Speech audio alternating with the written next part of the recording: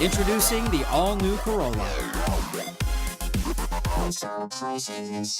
Yeah, I'm very hopeful, very happy to see that they've agreed to come back to the table. Guam Federation of Teachers President Tim Fedenko is pleased with the change of heart shown by the Education Board this past Tuesday. The board voting to reopen negotiations with the union more than 2 years after those negotiations were stopped, amidst questions raised by some board members about whether the union could still be considered the exclusive bargaining agent because fewer than 50% of Guam DOE teachers were members. In all honesty, it might be a new board, a change, I don't know. I think also it's the teachers that came forth. More than 50 teachers turned out for that board meeting last Tuesday. An hour and a half of testimony was heard. The board went into executive session and came out and voted to resume negotiations over a collective bargaining agreement with the GFT. So I think that had a change of heart, right? And we know I've gone back to the table and asked them again and again to come back to the table, but when 200 teachers show up and ask to come, it's a different story, and that's what unionism is about, strength in numbers. The union also had an unfair labor practice charge hanging over Guam DOE.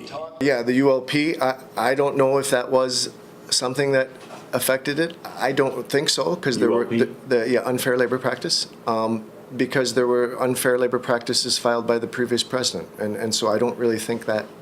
Has that been withdrawn now? No, it has not. We're still at the very early stages of things. And while the negotiations will resume on a teacher's contract, the board did not agree to include the support staff. The theory at one point for the board was, do we have 50% plus one or not, right? And then obviously I think maybe I don't know, I can't speak for them. I'm guessing they met with legal and decided, yeah, this isn't really a valid argument.